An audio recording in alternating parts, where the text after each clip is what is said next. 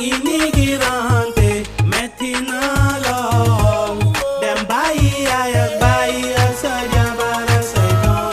No tengo papel, vivo ilegal. Salgo en la calle, me llevan para cárcel. Inmigrante, metina lol.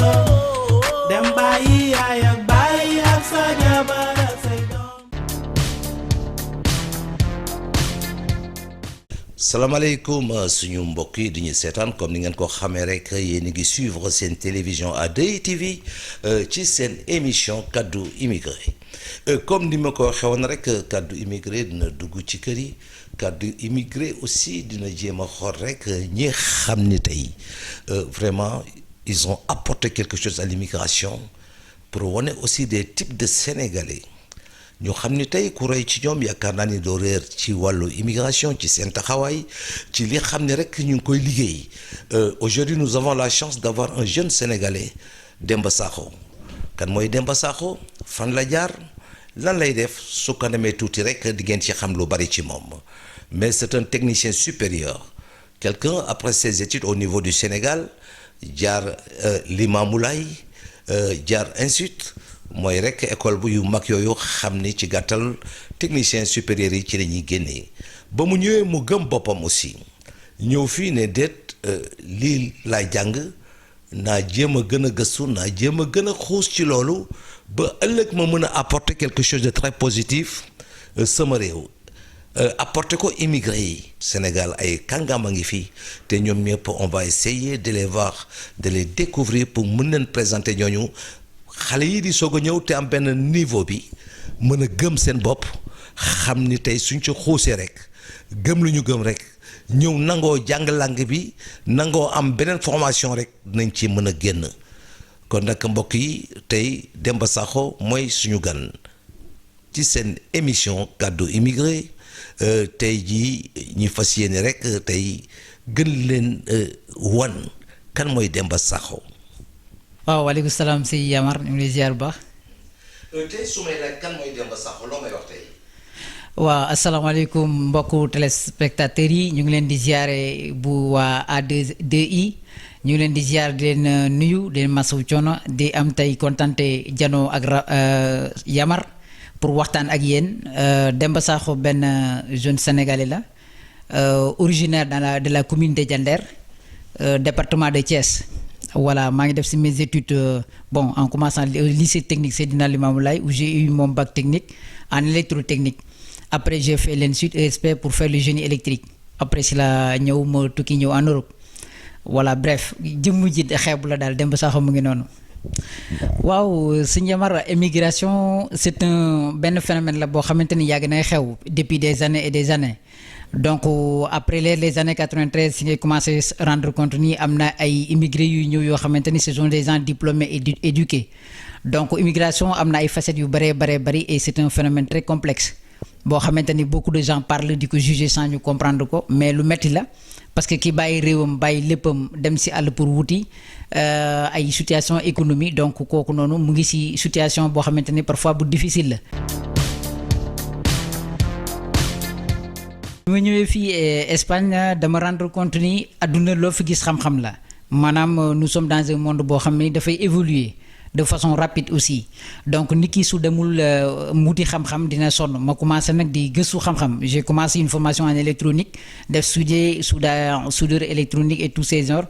après j'ai fait une formation en énergie solaire photovoltaïque et thermique après j'ai fait un autre diplôme en automate programmable. Donc ça m'a donné aussi des possibilités j'ai étudié aussi bien la langue espagnole parce que réew boo wàcc aussi foog nga dégg làkk bi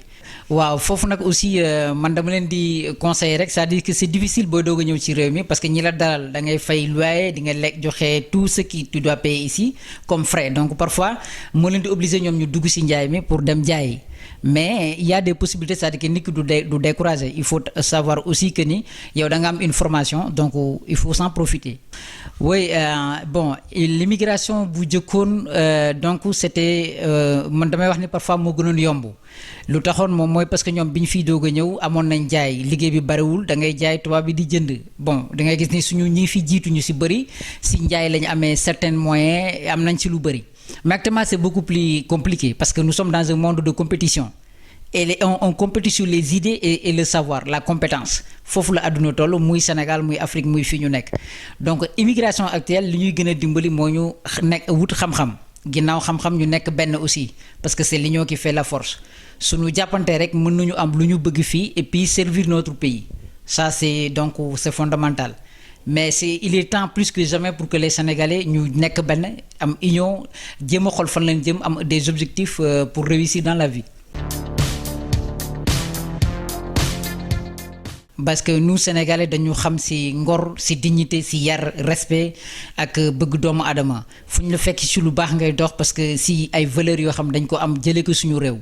Bon ki ñëw boobu fii parfois changé dama koy ñaanal yàlla mu retourner waat aussi bon chemin parfois tamit li Cheikh Amadou Kane waxoon la confrontation de culture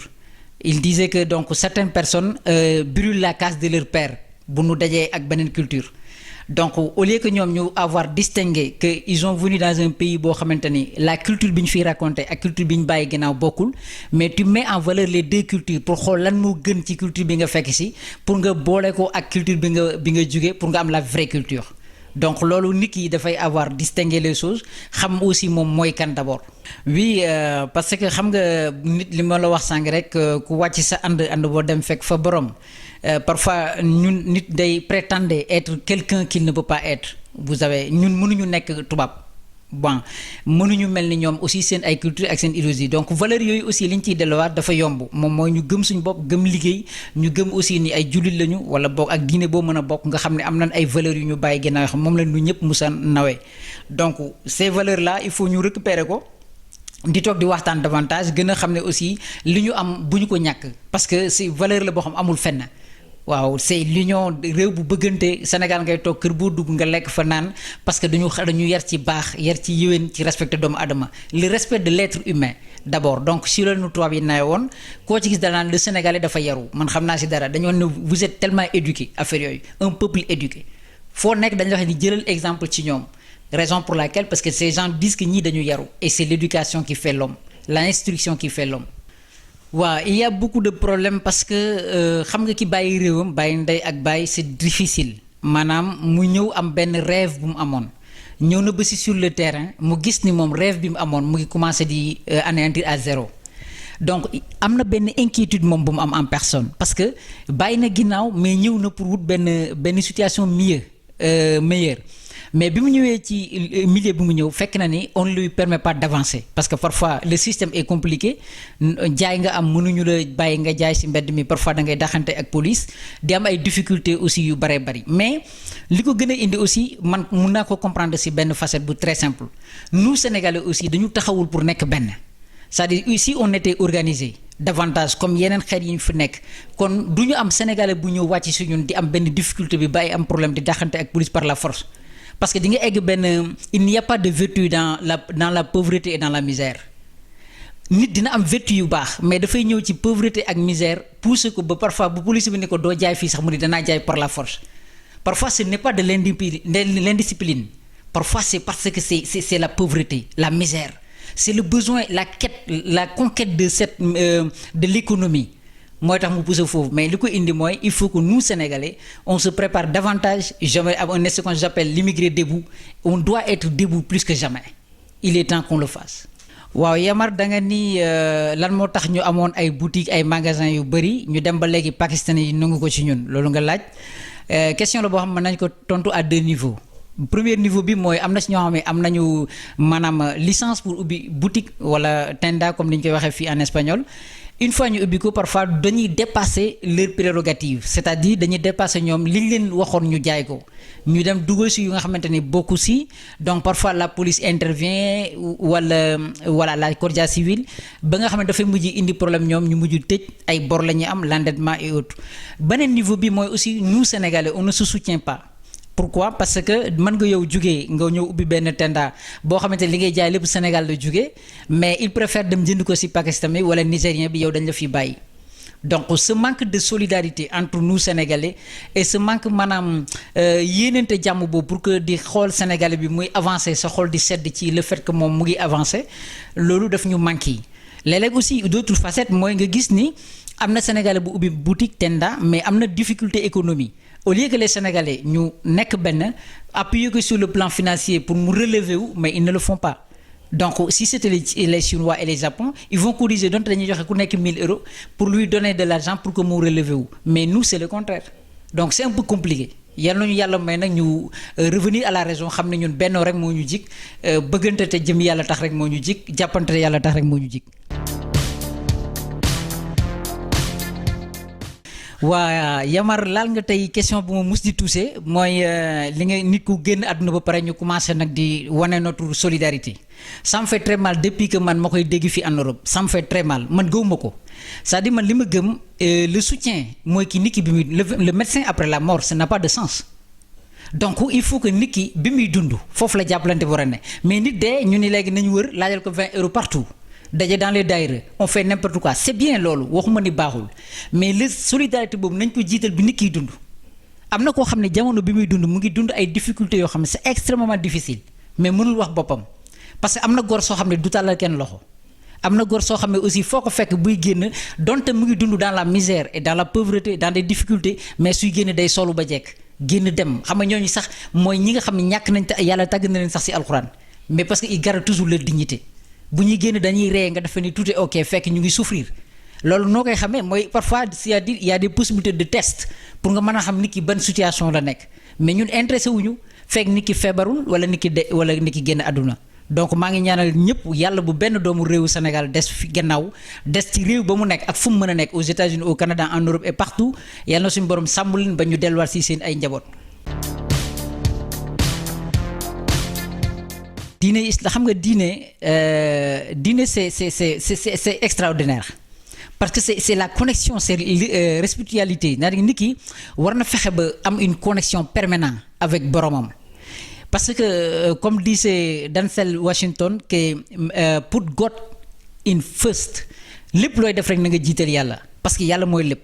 nit mënul def lu génn yàlla te li koy jariñ mooy mu nekk ci borom toujours donc ak fu ñu mën a nekk ñun ñu nekk fii soit diine boo mën a bokk na nga gëm sa diine nga jaamu sa borom te xam ni lépp dafay jeex foofu la ñuy delluwaat.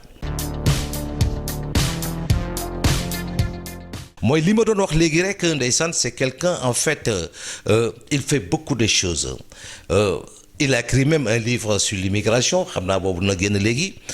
kon tey on est avec quelqu'un je dirais une tête bien remplie et bien faite parce que tey on est que am na ay doomu Sénégal yoo xam ne tey ils ont beaucoup de valeur par rapport à l'immigration di ci def ay waxtaan di ci def ay conférences ci biir tubaab yi di leen gëmloo ni Afrique non nii la di défendre l'Afrique di défendre le Sénégal kon loolu yëpp mu nekk lu am solo mais nag xam naa ne Demba il faut que ñu génn tuuti ci dëkk bi xool tuuti dëkk bi soog a ñëwaat.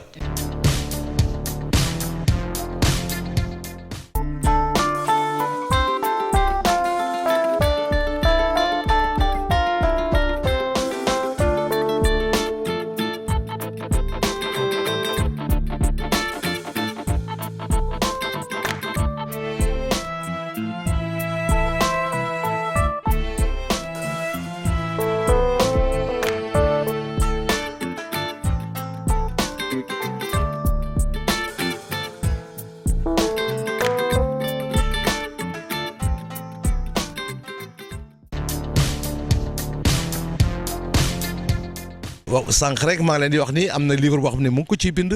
te léegi livre boobu pare mu nekk lu am solo kon nag ñu ngi nekk rek Demba Sakho di doomu Sénégal nekk koo xam ne tey c'est une fierté pour tout le monde aujourd'hui par rapport à cette immigration mooy nit loo jàng rek soo ñëwee gëm ko soo ci gëmee nekk ci rek tey yaakaar naa ni di nga ci mën a apporter lu bari bari ñi nga xam ne tey ñooy immigré yi kon nag ñu ngi wéyal suñu waxtaan ba léegi ànd ak jëmm ji di Demba Sakho. waaw Yamar ak projet yi bari na mais xam nga si am na si yoo xam maa ngi siy liggéey pareegul donc incha allah rabbi su demee ba pare bëgg nañ mu fës en tout cas lu ñu projet bu ñu dugg muy njariñu askan wi la ce qui sert à notre société lan mooy jariñ doomu adama yi parce que loolu rek mooy àdduna daal être au service des gens et faire marquer l'histoire, défendre sa vision et son opinion. waaw tubaab yi nag alhamdulilah ñoom ñëpp suma ay xarit lañu suma ay wóllëre lañ situation bu baax la ñu seq man ak ñoom ci jàmm ak salaam si yar j'ai beaucoup d'amis d'ailleurs j'ai plus d'amis espagnol ak yoo xam ne suñu relation man ak ñoom ëpp na day wa si xam-xam si liggéey si cadre yëpp vraiment alhamdulilah daal. waaw effectivement Yamar man nag bëgguma je suis apolitique bëgguma aussi appesantir trop sur la politique mais mën naa si joxe rek certains exemples mooy parfois ba léegi nos autorités sénégalais nekkul rek ñi fi ne actuellement même les précédents dañoo dul bàyyi xel ni parfois l'immigration mën na leen a servir l'immigration c'est ki génn dem bàyyi réewam les sénégalais de l'extérieur ont des expertises am nañu xam-xam ñu ngi liggéey partout à travers l'Europe foo dem aux États-Unis au Canada en Corée en Europe fii ñu ngi nekk nit ñoo xamante ne fu ñu dem rek ils sont vraiment remarquables par leur savoir-faire leur compétence ak seen xam-xam seen yar ak seen jàmbaar donc men bu fekkoonte ne l'État avait pu saisir opportunité yooyu la diaspora war na mën a développer Sénégal le Sénégal pays la boo xam war na développer ci ay doomam on a vraiment des ressources humaines bu extrêmement important des élites intellectuelles yoo xamante ne kenn werante dugal ci àdduna bi donc il est temps que nos autorités ñu gën a bàyyi xel rek ñu ngi ciy góorgóorlu ñoom mais ñu gën a def redoubler d'efforts reconnaissant que ni Sénégalais diaspora yi war nañ leen mën a jariñ une très bonne question Yamar est-ce que ñun dinañ ñibbi waaw c'est possible ñu delluwaat réew ma mais il faut d'abord que ñu xam lan moo ñu indi fii le vrai sens de l'immigration deuxièmement fixer des objectifs quand on ne fixe pas des objectifs on ne peut pas s'en sortir pour avoir un retour meilleur parce que képp koo xamante ne génn nga Sénégal rek bis bëgg nga ñëw nga retourner sa réew c'est possible seulement et puis ce n'est pas encore trop tard il faut s'organiser il faut des objectifs pour préparer le retour parce que waaw effectivement xam nga immigration yi les immigrés nous sommes un peu différents si façon bi nga xamante ni noonu la ñu gisee l'immigration il faut d'abord nit ki doomu aadama ak fu mu mën a ne même bu fekkee nekkul en Europe il faut mu am une vision mu am benn vision boo xamante ni moom mooy tax moom mu mën a xam fan la jëm ak ci ban yoon la war a tegu pour moom mu egg fi mu jëm donc loolu aussi li ko koy may moom mu teel a commencer organiser boppam davantage jéem a xool moom li mu war a def ak fan la war a jëm bu fekkee loolu nekkul dafay nekk koo xamante ni il passe tout son temps nekk immigré nekk ci àll bi di ñafe mais du si mënagul génn parce que amul objectif c'est-à-dire une vie sans objectif c'est comme on tente au hasard il faut nit ki fixer des objectifs ne man damay dem en Europe su ma demee à un certain moment wala ma dem aux États-Unis wala quelque part pour me retourner suma réew donc ça il faut une préparation de base exemple bi ma lay jox mooy dëkk bii ne tey presque ñu Sénégalais ñoo fi jiitu mais ce sont les Pakistanais et les Marocains ñoo fi am yenn boutiques yi lu tax parce que parfois nous manque d'organisation la formation aussi est actuellement très très important parce que ñi mujjee ñëw yëpp man si j'avais un conseil à leur donner bu ñu jël lu ñu am rek ñu yónni Sénégal pour se yàkkamti wane seen bopp foofu naan def quelque chose on remarque que j'ai fait ceci mais il faut se préparer d'abord il faut se préparer, être un grand d'abord. Ce n'est pas ce que les gens voient à l'extérieur qui signifie votre grandeur. Votre grandeur, c'est ici, à l'intérieur de toi-même, et ce que vous avez dans la tête. Donc, il faut se préparer une formation. S'il te faut payer, ngay liggéey di fay sa formation pour une formation de base bu nga xamante ne la permettre nga liggéey fii dans des meilleures conditions. Bis ñëw aussi nga ñibbi sa réew boo toogee sa réew di nga fa mën a liggéey. Mais il faut nit de forum métier et si se préparer. Nous sommes comme disait Marguerite Douglas, nous sommes dans le monde de compétition. Et les gens qui ont des têtes bien faites, qui ont très bien préparé, ñoo gën a mën a génn ci àdduna bi. Àdduna bi dafa métti. Nous sommes dans un monde cruel et très dur, très compliqué et très complexe. Il faut se préparer physiquement et moralement et mentalement. Oui, Sénégal, Sénégal, bon, c'est un vieux m'avait dit au Sénégal que Sénégal est réduit am ndox la, c'est-à-dire que vous pouvez vous faire ce que vous faites, mais vous restez toujours que ni yow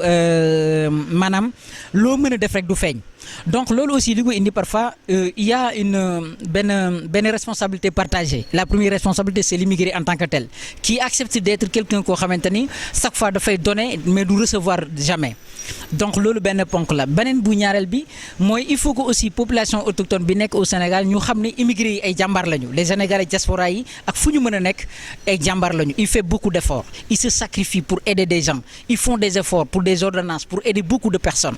maintenant fi ñu juume mooy il fallait pas un résultat immédiat on n'avait pas cherché à créer un développement durable. Si c'était fait mooy da ngay tenter investir quelque chose boo xamante ni may ma jën jàngal ma napp moo ko gën. Il fallait juste nous Sénégalais dès le début tenter à faire quelque chose, créer des projets d'envergure qui créent de l'emploi. Parce que nit ki am un revenu mensuel pour que mu mën a dund dignement donc su loolu amoon xëy na yéen yi ñuy def dina mën a wàññeeku mais on est raté dès le début. Voilà notre problème. Oui, non,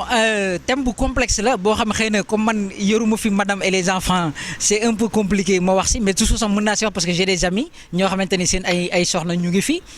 man li ma si mën a wax mooy xam nga couple balaa neex ñoom ñaar ñu nekk ensemble loolu mooy dans en tout cas li nga xamante ni moo gën si diine ak su lu mën a doon xëy na nag boo tukkee indi sa soxna fii y a des inconvénients y a des avantages parce que yaa ngi sa wetu soxna comme ni ko diine waxee yow aussi besoin bi nga am si nekk gi nga war a wéttiliku ak sa soxna mu ngi sa wet et tes enfants aussi. L'inconvénient c'est que beaucoup de fois la femme sénégalaise bu ñëwee fii souvent il ne comprend pas le système c'est-à-dire il se mène parfois trompé par le système c'est quoi vous venez en Europe on vous dit voilà ici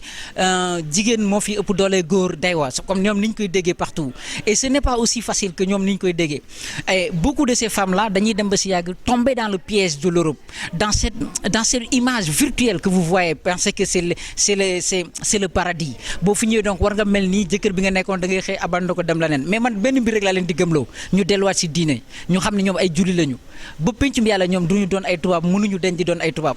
donc ñoom ils ont engagé dès le début dès leur naissance que ñoom ay jullit lañu donc bu ñëwee ci réew mi nañu wàmmetu aussi seen ginnaaw ay borom kër xam ne ñoom ay seenu sang la ñu nekkal góor ñi aussi être sérieux dans tous les sens du terme mooy ñu xam ne aussi jigéen bu ñëwee fii teel koo xamal li nga xamante ne mooy logique bi ngeen war a mën a dundee même avant bu fii ñëw aussi nga wax ko dëgg c'est-à-dire si tu lui fais rêver des choses bi muy nekk Sénégal mu ñëw ba fii raconte fi le contraire aussi dafay indi benn genre frustration donc en tout cas couple yi fi nekk yëpp maa ngi leen di ñaanal jàmm yàlla dëppale seeni xol yal na yàlla musal leen ci lépp lu leen di séparé ak lépp loo xam ne di jafe-jafe ci seen diggante bu ci am jafe-jafe yal na ko yàlla yombal delluwaat leen ci jàmm. waaw Yamar loolu c'est un phénomène un peu compliqué mais parce que nit ku ne xëy na ni ko yàlla bindee man li ma gëm mooy doomu aadama ak koo mën a doon ak loo mën a am ci àdduna jaay sa bopp mënu jatu ko wane sa bopp matu ko musuloo gis néew bu benn camion buy yóbbu déménagement di topp loo fi mën a am ci àdduna rek nga koy bàyyi man musuma fekkee néew bu ñuy rob ñu ne nan yeb këram nan yeb ay bagages am ses comptes bancaires ñu yóbbaale ko ci bàmmeel musul am et ça ba pencum yàlla loolu du am. Alors, raison pour laquelle peu importe ce que tu as mais ce qui est l'importance mooy nan ngay def ak li nga am teraanga bi nga yàlla dénk ci àdduna lan nga ciy def quel est ton objectif quel est ton but quel est ton destinée loolu moo ëpp solo mais jaay àdduna jaru ko ça ne vaut pas la peine si tu vois une femme doxaan ko de façon dignement c'est-à-dire sans pour autant nga mentir sans pour autant nga wax loo xamante ni du dëgg wala nekkul. soo xamee ne ni bëgg na la ci loolu l'amour naturel rien ne va se passer ku lay bëgg te yàlla tax yàlla du jeex mais ku la bëgg pour leneen du dem donc c'est important nit ki il faut être sincère il faut être digne il faut être garder toujours que ni yow nit rek nga l'humilité nga wàcce sa bopp suufee chaque jour nit rek nga quel que soit ton pouvoir quel que soit loo am ci àdduna doomu aadama rek nga. waaw xam nga les lois européennes c'est un peu différent nous sommes des musulmans Yamar la code de la famille sénégalais ak code de la famille de l'Europe bokkul donc ñoom parfois si seen loi yi nga xam moo am seen réew mi moo compliqué c'est les lois parce que boo si ak jigéen vous avez signé les biens de commun donc parfois le divorce am ngeen dem tribunal jël kër gi jox ko jabar ji ak yooyu nga gis ñu si dem ba si di faat seen ay soxna wala ñu faat góor bi nga xam ne ñëw na dëkk ak ñoom ci kii boobu da nga koy gis partout mais loolu c'est les lois de leur pays ñoom xam na ni loi boobu il y a des difficultés ñoom xam nañ ko moi j'ai un ami vraiment koo xam def naa ak moom des années dans la même société moo dund na loolu mais chaque fois da ngay gis ne dafay souffrir parce que tout simplement kër gi nga jëndoon pendant des années yu day am mais loolu loi seen réew la ñoom mais nous du suñu loi yu ñu conserver nous Sénégalais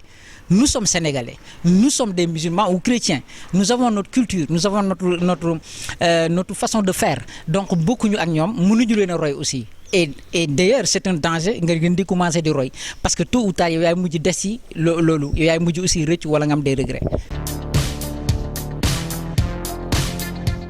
Ok Yamar, c'est bon. Langue Tempom, sur le 2012-2015, j'ai été envoyé au Sénégal comme représentant de la société Promissa Sénégal. Ça, c'est l'acte notariel qu'ils ont fait l'entreprise Promissa qui est ici en Alkhamissi. Vous voyez très bien les poders Promissa Sénégal, nom de Dembassa. Ça, c'est l'acte notariel d'acquis d'Espagne. Vous voyez les pouvoirs que j'avais. Il y avait Don José Antonio Martínez Duato, impresario mayor de l'État, qui m'avait délégué les pouvoirs pour créer une succursale au Sénégal. Ça, ce que vous voyez, c'est l'identité de la société créée au Sénégal. Le numéro de NIA, registre de la capitale et tout. Donc, voilà. Donc, en 2012, presque 2016, la tech entreprise. Pourquoi? Parce que, au Sénégal, mon ambition, c'est, je suis technicien, je suis une société, on fait tous les armoires électriques, des trains, métro de Valence, les trains pour la Belgique et la France et tout. Et alors, quand m'a envoyé au Sénégal, j'ai créé cette entreprise-là, ma nek fa di liggéey. Bima fay dem, sama intention d'abord m'a commencé ici dans la commune de Diender bi nga xam fofu la fekk baax. Alors, j'ai montré nos activités aux autorités pour wan leen ni ay opportunités yoo xam mën na jariñ Diender. La première, c'est de l'installation des lampadaires solaires au niveau de Diender dans les zones yi nga xamanteni c'est un peu éclairé. Donc voilà. Si biir lolu l'a organisé daje ak l'actuel maire d'ailleurs qui est là. Je l'ai organisé un voyage ici même au Sénégal, en Espagne pour nous, 6 sociétés filles vous promis ça. Donc on avait signé un accord pour Diender pour l'installation de 200 lampadaires solaires et des camions aussi de mbalit pour ramassage des ordures, la valorisation de l'actanement pour le captage de l'eau pluviale. Parce que tout simplement, le Sénégal est un pays sahélien, un pays où on toutes les taw. Il faut d'ailleurs nous aiguiser l'abondance en eau. Donc c'était ça l'idée. Donc le ramna ci bir débat bi nañ ci gëna ñëw pour en quoi on parle de développement. Légui si lañu ñëw fini en Espagne, on avait venu signer en tout cas sur le plan administratif et sur le plan voilà, gis nga ni nous sommes ici en face de la ça c'est la mairie de l'Ayuntamiento d'Alkhamissi. On avait signé ça. Donc, au Sénégal, on avait créé tout. Le problème, c'était que ce n'est pas facile de travailler au Sénégal. Immigrés, ils investir au Sénégal, mais c'est faux. Il fait beaucoup d'efforts, il crée des entreprises, il crée même des boutiques et des magasins, mais ils ne peuvent pas s'en sortir. Pourquoi? Ils n'ont pas de soutien familial. Parfois il y a même le soutien familial mais ça fait défaut parfois parce que Sénégalais lu ci ëpp ci ñun boo demee Sénégal ay wor dafa bëri nit ñi li ñuy wax ak li ñuy def bokkul duñ la wax mukk la vraie réalité. Vous comprenez? Deuxième chose bi mooy man sur le plan de l'investissement que j'ai fait tout mon possible très sincèrement. J'ai travaillé avec la commune bi ma fekk baax pour indi un développement sur deux camions mbalit de marque Ibeco. J'ai même les photos ici et aussi la valorisation de l'actanement et l'installation. Après, sur le plan administratif, tout était OK. Qu'est-ce qui s'était manqué? Le plan peut-être financier ou compétent de la commune même ou des éléments de la commune, on peut le dire. Après, j'ai travaillé avec la commune de Kermoussa, où on a fait des séances de travail. Tout récemment, ils m'avaient même demandé des invitations pour venir ici à Promissa, de passage. Mais qu'est-ce qui s'est réellement passé? Le fond, c'est parfois même le manque de garantie d'investissement. C'est-à-dire, qui en Europe, c'est-à-dire il devait avoir une structure de l'État pour veiller sur les Sénégalais de la diaspora qui viennent au Sénégal pour investir. Il faut des garanties pour que les accompagner, pour que nous ñu ñimé dëkk bi ñu bañ leen nax bëgg leen tek ay problème ba ñom ñu commencer di daw di délu soir. Man bima fay jógee à 2016 j'ai été obligé de fermer parce que ñi ma fa signaloon ñëpp ay accord ba ci ki ma indi fii ba indi dalal ko fii et tout il n'avait ni respecté son engagement. J'ai les lettres d'engagement boo xam mën na yóbbu lépp ci justice mais dama bàyyi lépp mu jàll parce que jaratu ko woon. Donc bu fekkee ni am nañu cet accompagnement de base man bi ma fay dem c'était développer sama localité am naa expertise bi j'ai des relations ici qui me permet d'ouvrir quelque chose boo xamante ne doomu aadama yi nañ mën a xëy liggéey si pour lutter contre la pauvreté. Notre problème majeur au Sénégal, c'est la pauvreté, l'extrême pauvreté, qui est là toujours. Il faut l'Afrique aussi lutter pour éradiquer la pauvreté. Tant que nous continuons dans la pauvreté, nous ne faisons pas. Donc, les immigrés, ils font faire trop d'efforts. Beaucoup d'immigrés là, amnañu ci nak yalla réussir, ma leen ñaanal yalla samu seen liggéey fofu Sénégal, ñu gëna développer ba faw. Mais beaucoup d'entre eux amnañu déllu ci wat fi. bi may fermer ma société au niveau des impôts et domaines de Dakar ils m'ont dit il y a 47 immigrés qui ont fermé les sociétés, ils ont reparti. am na ay kilifa diine yu ma si toogal bi ma leen ne damay dellu ils ont presque ému parce que il ne peut pas comprendre ndax la ñuy bàyyi ay jeunes yu jógee biti réew leur expertise leur savoir leur relation et leur bien ils se sacrifient pour installer au Sénégal ñu ñëw ñu dem a dem ba mënatuñ si génn di daw di delluwaat parfois ils ont perdu même leur fonds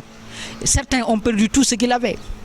donc bi ñuy ñëw gëm-gëm boobu la ñu amee woon fii ku fi nekk nga mën nga toog fii nga liggéey tranquillement sans aucun problème mais su demee ba nit ki di jël benn sacrifice du ko def et c'est normal puisque moi j'ai des objectifs moi damay wax chaque jour à tous mes amis il faut avoir des objectifs et une vision n'ayez pas peur d'échec il faut avoir aussi le courage de lutter et de tenter tout ce que vous pouvez faire donc l'État tous nos États devaient aider cette diaspora-là. Le diaspora sénégalais peut bel et bien développer le Sénégal parce que ki yaroo fii ba pare li mu gëm liggéey rek la xoolatul expertise parce que il n'a plus rien à convoiter amatul lu muy xamem si àdduna tu lui donnes les moyens tu lui demandes de faire un travail et lui donne un contrat de performance vous lui donnez 2 années vous voir ndax dina def liggéey bi wala déet parce que mënuñu jouer ñun dañu liggéey lañ gëm donc ñun man tenté naa ko immigré yu bëri tenté nañ ko malheureusement ce qui manque mooy li ma la expliqué il faut une structure de garantie de l'État d'accompagner ces gens comme ni muy accompagner beneen doomu français wala bu jógee espagnol wala leneen bokk ci beneen der su ñëwee respect bi ñu leen di jox et l'accompagnement bi les possibilités qu'on leur offre ñu doof ko doomu sénégalais bi nous seuls nous pouvons développer notre pays ñi nga xamante ni ñu ngi may suivre et partout fu ñu mën a nekk même ñu nu féete mag ne pas décourager c'est-à-dire xëy na ñun yàlla dinañ mës a dimbali parce que j'ai la forte conviction que ni Dieu ne nous abandonnera pas. Pourquoi? Parce que réew boo xam ne am na ay socle de base yoo xamante ni c'est extrêmement fort mooy réew boo xamante ni Seydi Maam Borom Touba mu ngi foofu noonu réew boo xam ne Seydi El Hadji Malick mu nga fa réew boo xamante ni Maam Bou Kounta Ndiassane mu nga fa Maam Limamou Laye Cheikh Omar Foutiyou Tall Maam Baye Niass ma Cheikh Abdoulaye Niass El Hadji Amad Deme Sokone jàmbaari fàkk tudd yoo xam ne ñu ngi ci Sénégal qui fait notre fierté nationale. Alors ci seen barke ak seen baax bu ñu tënkoo ci seen enseignement sellal xol yi ñu fóot xol yi nekk benn booloo gëm ni c'est l'union qui fait la force xam nga bu ñu nekkee benn rek on peut avancer ñu nekk benn bëggante te jëm yàlla tax aussi qu'on soit sincère avec nous-mêmes. Il ne faut jamais trahir ton propre conscience parce que beaucoup de Sénégalais dañuy mentir à leur propre conscience di wane lu nga xamante ne bokkul ak li ñuy dund di wane des réalités qu'ils ont faux pas parce que tu vois beaucoup d'immigrés da ngay dem Sénégal nga investir am benn échoué sa famille ñoo lay jëkk a saaga di la wax waa ju ñaaw moi personnellement je l'ai vécu des gens qui te parlent beaucoup de mal et j'ai eu la chance d'avoir des renseignements de leur idiot tout leur complot qu'ils faisaient en mode dos et je leur faisais confiance pour que mën a jàpp ni ñooñu dañ ma jàppale mais l'unique personne yi ma doon jàppale mooy sama directeur commercial et marketing Pape Ablaye Ba maa ngi koy nuyu de passage et sa mère Aïda Ndoye donc j'ai frappé les portes au Sénégal j'ai dugg naa si le président de la République avec le ministre Ndeye Marième Badiane monsieur Arona Ndofène Diouf ñoo xam ne aussi vraiment doon leen doon déggut am na ñoo xamante ne am nañ écoute dañuy ñëw déglu la essayer de orienter mais c'était pas aussi facile aussi donc loolu li nga xamante ne moo am solo mooy nit ki su ñëwee si réewam pour bëgg a liggéey nañ ko jàppale nañ ko yéene mu dem ñu xam ni c'est le monde de win-win c'est le système américain win-win mooy ki ñëw ubbi benn mu immigré bi jógee fenn si Europe installé benn tool wala mu ubbi benn magasin mais bi mu ñëwee dafa teg ay nit ñooñu fa nekk ñu ngi fay am un revenu pour dundal seen jaboot ñoom ñu ngi gagné mais kële aussi mu ngi gagné parce que dafay liggéey donc c'est le monde de win-win mais ce qui est grave au Sénégal bu da ngay créer benn affaire nga commencé di liggéey ñoom bëgg nañ ko récupérer si sa loxo yaa ngi dégg ñu ngi commencé di def n'importe quoi da ngay gis yoo xamante ne yow daf lay sax jaaxal moi j'ai vécu ça terriblement et ce que j'ai vécu durant ces 3 ans yéene ma ko sama pur ennemi mu dund ce que j'ai vécu ce que j'ai attendu ce que j'ai vu je te jure devant Dieu mooy yéene ma ko sama pur ennemi mais bon xam nañu am nañu dund lu gën ëpp loolu donc li may lancer mooy bu ñu décourager seulement il faut tout simplement pratiquer la conscience et la confiance en soi kenn ku nekk na wóolu boppam mu gëm ni moom si moom rek lay des pour que mu avancer dans sa vie si moom lay des mu appliquer gën a xam ne moom mën na avancer mën na sori ci àdduna mais li koy jiitu mooy ñu sellal xol yi quand un grand monsieur disait pour évaluer l'homme il faut évaluer la grandeur de son cœur donc il faut que ñu sellal xol yi ñu bëggante ñu yéenante jàmm parce que parfois la jalousie moo ñu bloque nous sommes bloqués nous Sénégalais parfois et li ñu bloqué si du dara mooy on passe tout notre temps à des futilités yoo xam ne amaluñ benn njariñ werante boo xamante ni depuis des années ñu ngi ci passé notre temps yóbbuñ fenn Fii en Europe aussi c'est exactement la même chose. On continue à vivre dans l'extrémité de la pauvreté et des difficultés et on continue à baigner l'endettement toujours di sëgg suñu bopp ni ñun fi ñu nekk duñ fi jóg. On n'accepte pas de changer. Jusqu'à maintenant on n'accepte pas de changer. Et si on décide de changer, on peut le faire. Vous voyez 10 immigrés qui s'organisent, qui mettent des fonds pour créer ou pour fixer un objectif, faire un business plan, dire que je vais créer une entreprise dans quelques années. Avec ce concept-là, ces gens, ces 10 personnes engagées avec les banques locales sénégalaises peuvent ouvrir des sociétés. Et ces sociétés-là feraient gérer à travers un administrateur. Donc tu as des revenus, tu es en Europe, mais tu as des revenus au Sénégal. Tu crées de l'emploi au Sénégal, mais tu crées aussi des ça. Donc ça reste encore l'engagement et aussi sortir de notre confort. Le confort, c'est quoi? Pour vivre l'estime de soi, il faut que l'on gagne un moment de confort. Tout ce qui est confort, la souffrance, affronter toute difficulté pour que l'on puisse jouir de l'estime de soi et la confiance de soi. Sénégal réew bu naqaree waxe la raison pour laquelle parce que même soo waxee ba pare ñu ne des politiques c'est dommage et li am solo mooy ñun lan lañ bëgg réellement nous Sénégalais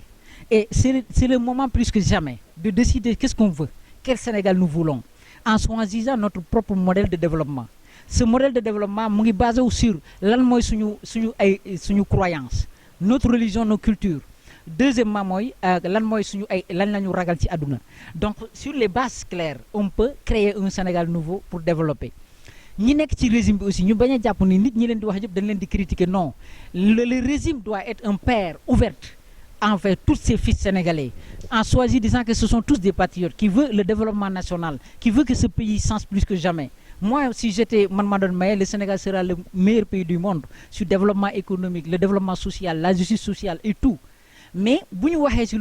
une politique, non, c'est pas ça. Il y a des gens qui n'ont pas rien à voir avec la politique. Seulement, ils veulent voir le pays se développer. Ils veulent voir ce pays changer. Il faut voir que le citoyen lambda bu xëyee am un revenu mensuel pour am lu mu dunde su feebaree faju gor si mën a sàmm ngorom ak dignitéem nit ki doon def le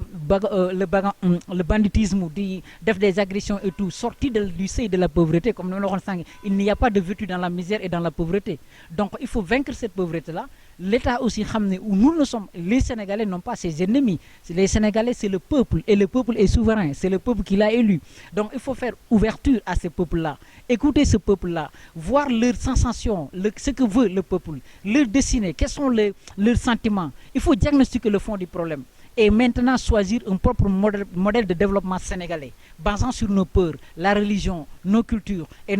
tout ce que vous pouvez appeler la peur de chaque Sénégalais. Donc ainsi sur ces bases claires le socle à partir de suñu mag ñi ak seen ñaan ñi ak seen baax ak li ñu fi bàyyi je pense qu'on peut avancer plus que jamais. Oui, effectivement, c'est un constat que tout le monde fait parce que bu fekkente ni yaa ngi parti au pouvoir même da ngay gis l'élection de transhumé lan moo ko indi loolu moo ko indi mooy da ngay gis ko xamante ni mu ngi am ay projets majeurs pour le développement national et comment mais duñ ko ubbil buntu yi alors bu fekkee transhumé ne wala quelqu'un ko am na poids sur le plan politique on lui ouvre des portes ça je ne comprends pas ça c'est un genre de discrimination. C'est-à-dire mënuloo nekk ne aussi réew nga ni non ñii laay ubbil wala ñii ñoom laay tëj donc il faut parfois je demande vraiment ñoom aussi ñu am la grandeur l'esprit de grandeur l'esprit de démocrate ñu ouvrir porte à tout le monde xam ni bu fekkee nit ki mu ngi liggéey loo xam mën na indi des revenus au trésor public créer de l'emploi ñu bàyyi ko mu liggéey ñu xam ne loolu moo am solo le maire bi nga xamante ni bokkul parti au pouvoir mais am na des opportunités pour développer sa localité ñu permettre ko mu liggéey le citoyen lambda bi mu war a doon amul doomu diw wala doomu Masamba nous sommes tous égaux devant Dieu nous sommes tous des êtres humains demaguñu ci bàmmeel ba wata fa la différence wala leneen nous sommes tous des humains il faut donner l'égalité des chances données à tout le monde. Parce que ici, on nous a donné la chance. Moi, c'est l'école sénégalaise qui m'a formé et qui a formé beaucoup de techniciens, beaucoup d'ingénieurs partout dans le monde, des intellectuels de haut niveau partout dans le monde. Pourquoi ils ne peuvent pas se développer au Sénégal et ils développent des projets extrêmement importants ici? Parce qu'on ne leur donne pas la chance. Donc il faut donner des gens l'opportunité, la chance donnée. Ici en Europe, pourquoi toi, pour gagner sa vie? Mais aussi tes objectifs, ils ne le déranger. Fait qu'il y a ici dans la légalité. Et pourquoi le peuple, le Sénégal, n'ayez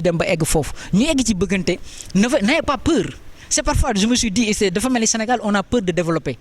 On a peur du développement. Et pourquoi je me demande toujours cette question? donc il faut que l'État mu ubbil porte yi ñëpp xam ne moom mooy bàyyu ñëpp mooy yaayu ñëpp mooy ndeyu ñëpp moo xam ne aussi sénégalais yu nekk ñëw jàppale ko moom c'est dans son intérêt parce que s'il réussit à développer le Sénégal moom la ñuy tudd ñoom ñi fa nekk la ñuy tudd et puis ñoom aussi ñu dépasser un niveau mooy avant ngay ñëw ci politique vous fixez que qu'est-ce que j'allais faire. Ce n'est pas que je veux être un député donc ma ñëw rek nekk député su ma ñëwee nekk député ba pare du ma xam lan lay defar pour mon peuple mais il faut que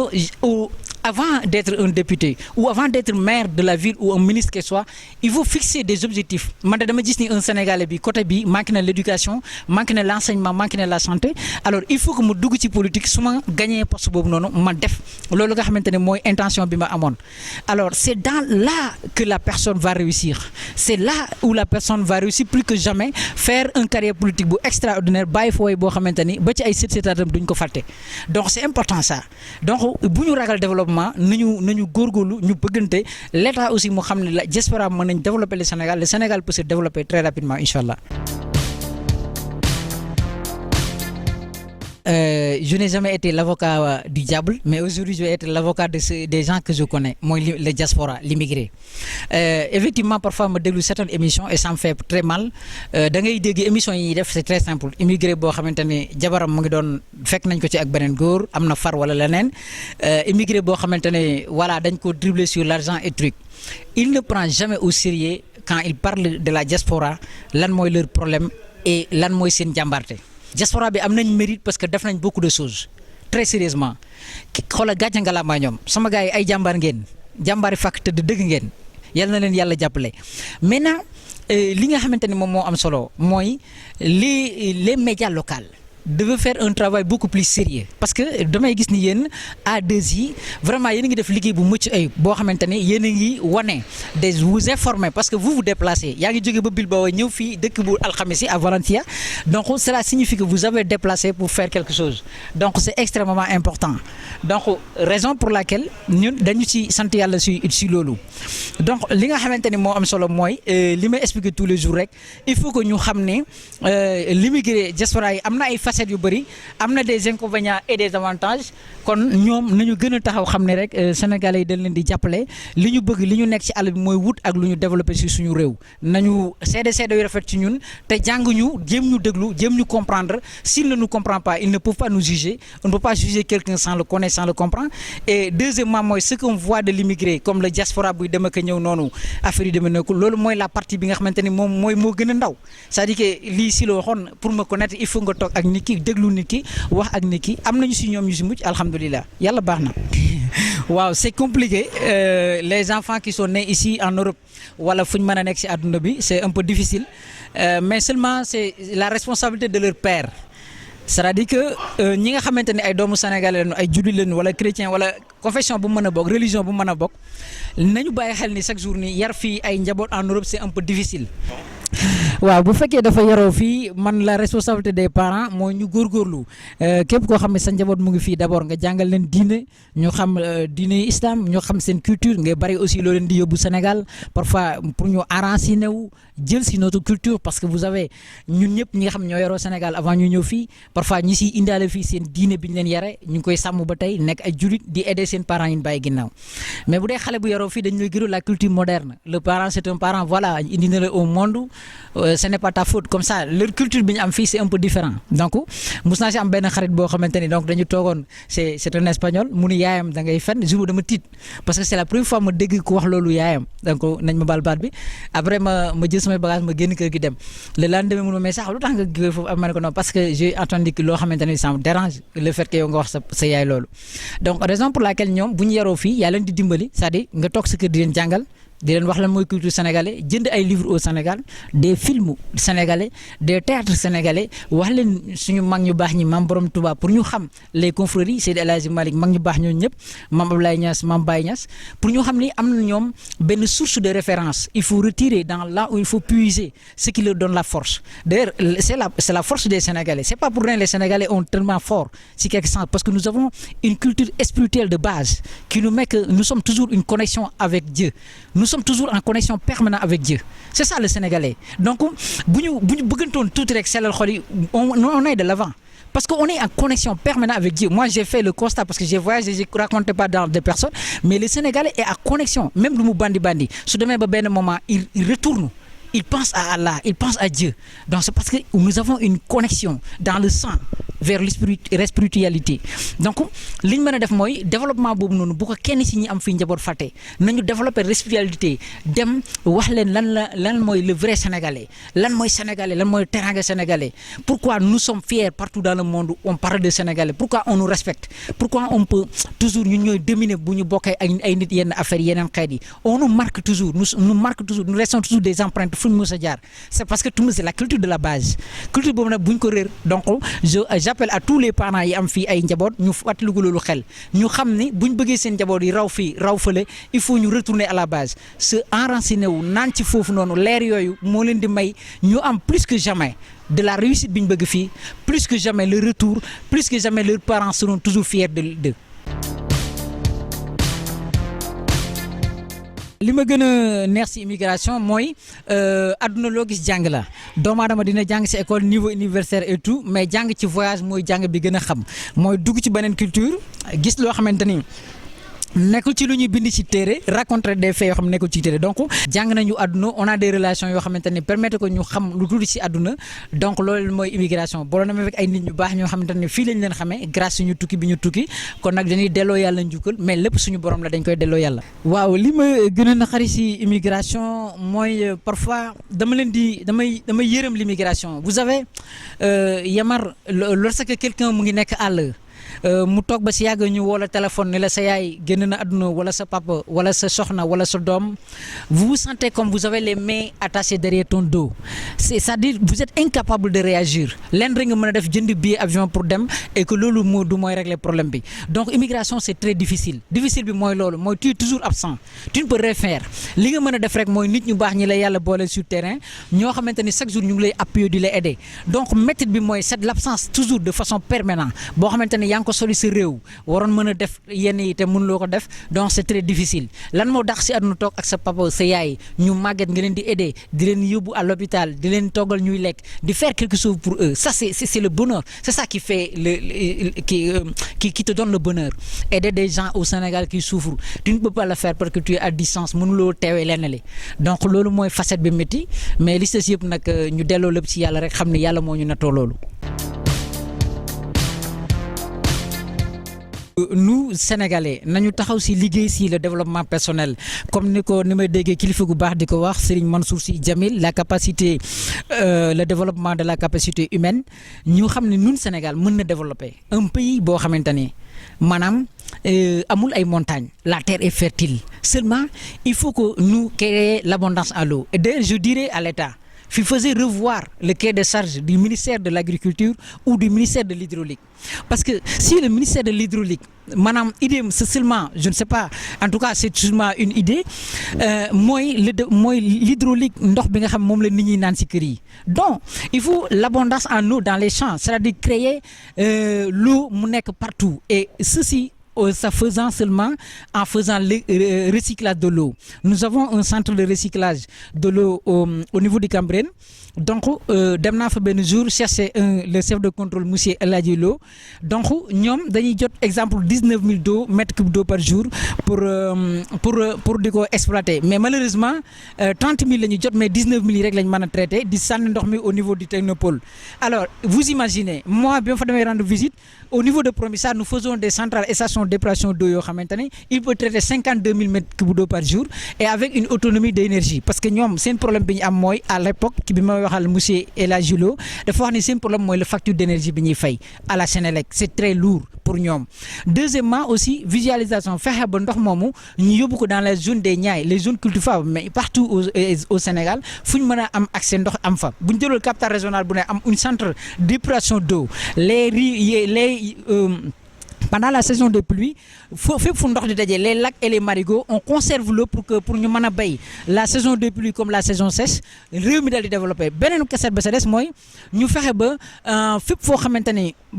la zone côtière ñu fexe créer des usines de transformation des produits halieutiques fexe ba créer des usines de transformation des produits agriculture boo demee dans la zone de Diender où je suis né jàmbaar yi Kër Matar yooyu nga xamante ni tous ces zones là ay béykat lañ ba pétu ber Thiéry dañuy béy ñi di booy pomme de terre wala soble wala leneen il devait avoir des centres des centres de conservation pour que ñu mën a conserver ñoom li ñuy béy si marché local bi nga xam ne à un moment donné mbay mi jaay bi yombul ñu mën ko conserver wala boog parfois y a l'abondance exacte ñu mën a conserver pour continuer di ko am tous les jours xam nga durant toute l'année donc l'État mu gën a jàppale sur l'industrialisation s'il veut lutter contre le chômage il faut que aussi ñu am ay usines fu nit ñi mën a liggéeyee te loolu li koy jël mooy d'abord on développe l'agriculture d'abord on parle de pétrole et du gaz bien sûr mais le développement mën na jógee ci lu ne ba mu des te du jote dara ak pétrole ak gaz mooy nan développer l'agriculture développer des usines de transformation le transport l'agriculture bu développer rek il y a des usines de transformation des sociétés yoo xamante ne ñoo gérer wàllu transport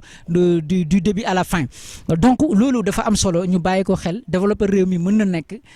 ensemble mën nañu développer le Sénégal ñu bëggante ñu jàppante ngir jëm yàlla ñu bëggante ngir jëm yàlla bañ a xeebante kenn bañ a lor moromam kenn bañ a jaloux doomu aadama dafa war a xeex ak boppam de façon permanente xolam génn ci lépp luy keñaan lépp luy fiir lépp luy jaloux lor doomu aadama wax lu amul wax loo xamul ci ab jaamu yàlla nit da koy xeex ak boppam kenn ku ne am nga ay défauts mais doomu aadama bu ci nekk c'est une somme de qualité et de défauts doomu aadama ku màgg la nit di màggal doomu aadama donc suñu respectante noonu rek bëggante ngir jëm yàlla joxante ay cër mën nañoo développer le Sénégal créer des usines partout ñu fexe réew mi développer créer des hôpitaux l'enseignement aider toutes les personnes ñu gën a aussi renforcer la sécurité ñu ngi ciy liggéey yal na yàlla jàpp leen jàmbaari police yooyu je salue de passage un frère à moi et un cousin Issa Wade aussi qui est à la police nationale Ousmane Ngom inspecteur de la police aussi di nuyu un grand frère depuis Italie Gourma Ndiaye qui est en Italie des amis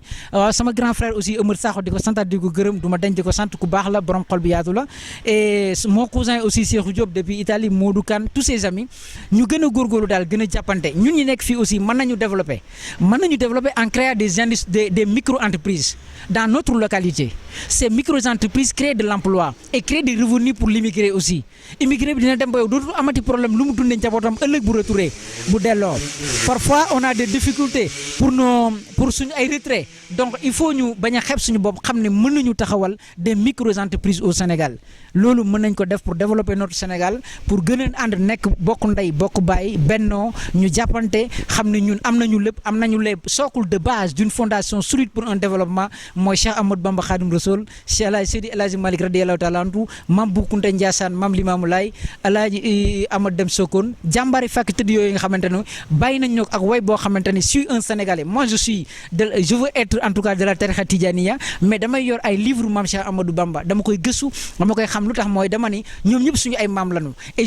j'appelle fait un appel à toute la jeunesse sénégalaise c'est le moment de savoir on n'a pas le temps de faire le dualisme de qui est le meilleur ou qui est le pire ce sont ay jàmbaar lañu yoo xam ne def nañ leur histoire ils ont marqué leur histoire et nous Sénégalais en tant que jeunes quelle histoire nous allons faire qu'est-ce que nous avons faire quelle empreinte nous avons laissé donc si il est temps maintenant ñu jël ñooñu def leen des références gëstu xam-xam pour créer nous aussi à la base de ces gens là notre propre histoire mais nekkuñu fii chaque jour naan non ma Samba ma Demba man su ma gisee léegi njabootu Maam Borom Touba dama koy jox cër jox ko wàcc waayam jox ko tout le respect qu'il mérite traité ko tout le respect qu'il mérite même bu nekkoonte ne tey ku bokk si beneen tarixa la wala déet donc il faut ñu am niveau boobu noonu xam ne ñun xam-xam bi dañ koy gëstu fu ne naane ko fu ne ci leeru mag ñooñu noonu ci seen mbaax ak seen yiw pour ñu avancer faire avancer notre Sénégal plus que jamais donc loolu mooy mbir mi ñu ngi sant di gërëm suñu ñaari waajur di sant di gërëm suñu mbokk yëpp macha allah képp ku ma lim ak ku ma la Serigne Mbacké Diop depuis Mallorca yal na yàlla defal ñëpp jàmm ak tawfiq ak sutura wér jaay man maa ngi leen di ñaanal sama biir xol.